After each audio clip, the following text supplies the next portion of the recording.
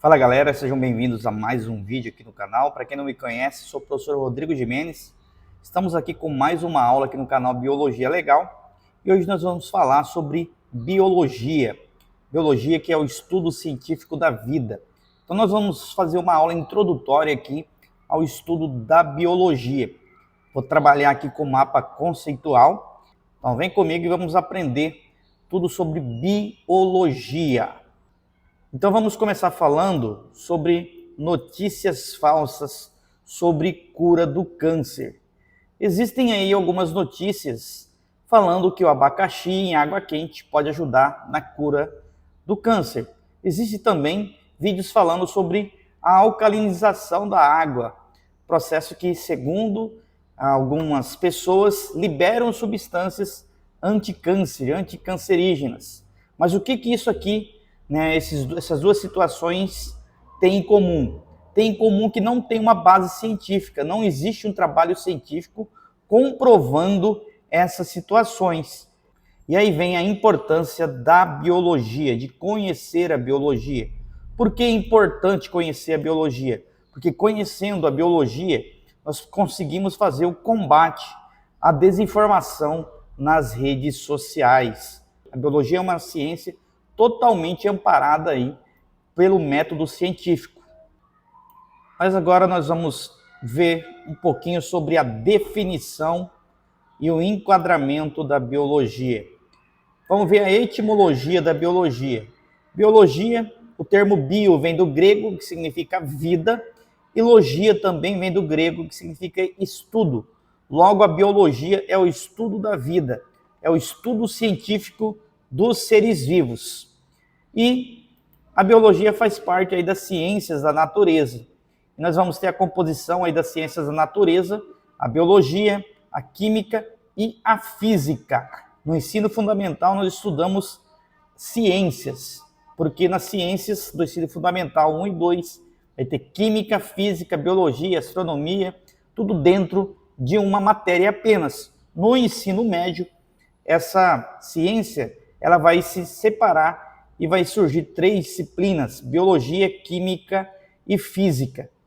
Os objetivos das ciências da natureza é estudar os fenômenos naturais. Não se esqueçam disso, tá? Então, essa é a definição da biologia. Agora vamos falar um pouquinho da história e o desenvolvimento da biologia.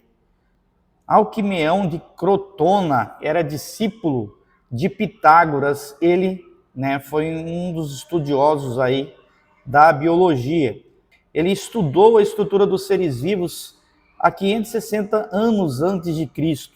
Nós vamos ter aí a biologia moderna, que é uma ciência separada.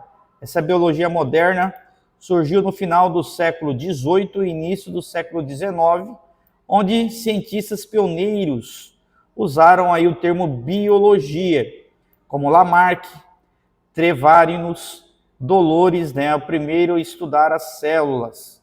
Então, olha só, a questão aí da biologia no passado, como que começou a ser estudado desde lá de antes de Cristo e vem até os dias atuais. Vamos ver aqui o que o povo no passado pensava sobre os seres vivos, sobre a vida, sobre a biologia. Então tinha um conceito abstrato de vida. Existia uma crença na abiogênese. Essa crença dizia que os seres vivos podiam surgir da vida da matéria inanimada, tá? O Império Romano criou uma estagnação na ciência. A Igreja Católica também, e as escolas religiosas fizeram o quê? Tentaram fazer explicações místicas e sobrenaturais sobre a natureza. E aí veio a filosofia escolástica. Essa filosofia fez uma ligação da ciência com a religião para provar a existência de Deus. Depois veio a peste negra em 1347, Essa peste negra dizimou 1/3 da população da Europa, e depois veio o Renascimento em 1495, onde as ciências e as artes voltaram a ganhar força. Olha só como que esse mapa conceitual está ficando grande. Vou abrir ele aqui para vocês verem a quantidade de informação que tem aqui para vocês terem acesso para estudar aí para o Enem, para o vestibular. Olha só a quantidade de informação, beleza? E agora vamos falar então da diversidade e níveis de organização da vida. Então, existe uma variedade muito grande de organismos na natureza, como vírus e bactérias, fungos, plantas e animais. E nós vamos ter os níveis hierárquicos. Isso quer dizer o quê? Que seres vivos vão ser formados por moléculas orgânicas, genes, células, tecidos, órgãos, organismos, populações, comunidades, espécies. Então, todo ser vivo vai ser formado por célula. As células, por suas vezes, se organizam e formam tecidos. Tecidos, por sua vez, formam órgãos. Órgãos vão formar sistemas. Sistemas vão formar os organismos. E assim sucessivamente. Nós vamos ter também as áreas especializadas, as áreas da biologia. Nós vamos ter a bioquímica. A bioquímica ela é responsável por fazer o estudo de moléculas e reações químicas dos seres vivos. O pai da bioquímica é o Carl Neumberg, pioneiro em estudo de aminoácidos e enzimas. Depois nós vamos ter a citologia. Citologia faz o estudo das células. O pai da citologia é George Papanicolaou, que ele estudou sobre o ciclo menstrual aí nas mulheres. Depois nós temos a genética, estudo da herança das características adquiridas. O pai da genética é Gregor Mendel, fez estudo aí com ervilhas. Depois nós temos a embriologia. A embriologia faz o estudo da formação e o desenvolvimento dos organismos. O pai da embriologia é Carl Ernst von Baer. Ele fez estudos aí de zigotos de animais. Depois nós temos a histologia. Histologia é o estudo dos tecidos. Tecidos nada mais são do que conjunto de células. O pai da histologia é Marie-Françoise Xavier Bichet, que criou o conceito de tecido. Depois nós temos a taxonomia. Taxonomia é o estudo do parentesco e classificação dos seres vivos. O pai da taxonomia é Carl von Linné, que é o criador da nomenclatura binominal. As espécies têm dois nomes, como Homo sapiens, graças aí a Carl von Linné, o Carl von Linné que desenvolveu essa classificação. A microbiologia faz o estudo dos micro-organismos, e nós vamos ter como pais da microbiologia Anton von Leeuwenhoek e Louis Pasteur e Robert Hooke. Ambos estudaram aí microbiologia. Depois nós temos a micologia. Micologia é o estudo dos fungos. O pai da micologia é Anton de Bari, pioneiro em estudo de fungos. Depois nós temos a zoologia. A zoologia faz o estudo dos animais. O pai da zoologia é Aristóteles. Depois nós temos a botânica.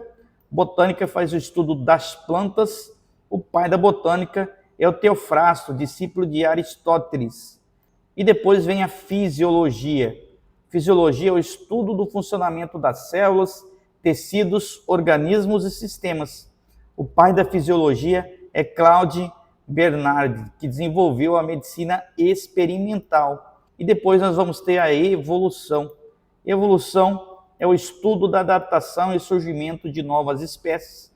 E o pai da evolução é Charles Darwin, que escreveu o livro A Origem das Espécies. E nós vamos ter a ecologia que faz o estudo das relações dos seres vivos entre si e com o ambiente. E o pai da ecologia é Ernest Haeckel. Então essas são as principais áreas aí da biologia. Agora vamos falar da biologia como ciência e tecnologia.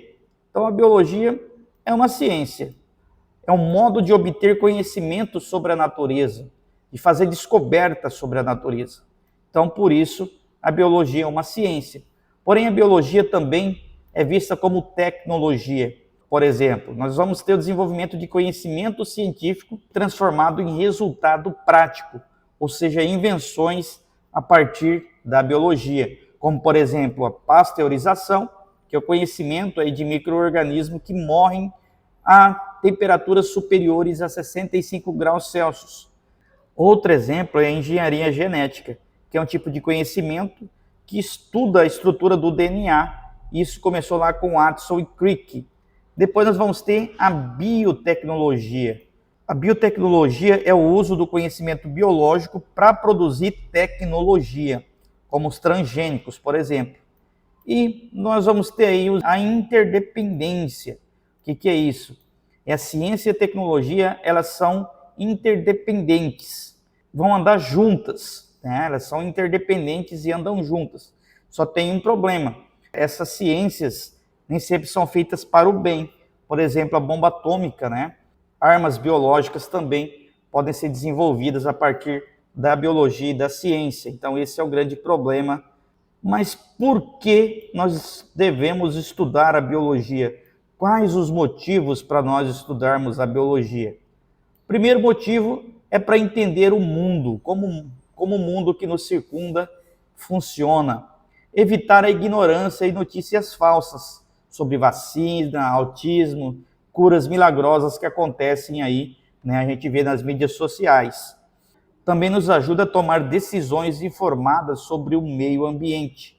Estudar biologia também nos traz relações aí de atos e impactos que nós temos, né, no consumo da carne, por exemplo, o desmatamento, ciclos de chuva, desaparecimento das espécies, tudo isso aí ocasionado por nós. Nós vamos ter também as questões éticas e sociais, como a genética, os transgênicos e os planos de saúde. Questões aí de bem-estar individual e social. E também questões sobre prevenção de crises, como, por exemplo, a peste negra, né, por causa do acúmulo de lixo e esgoto, o que fez aumentar os ratos, que eram os vetores dos micro-organismos que causavam a peste negra, e o conhecimento que evita catástrofes. E é isso aí, pessoal. Essa foi a nossa aula. Esse é todo o mapa conceitual. Vamos ficando por aqui. Um forte abraço. Até o próximo vídeo. Tchau, tchau.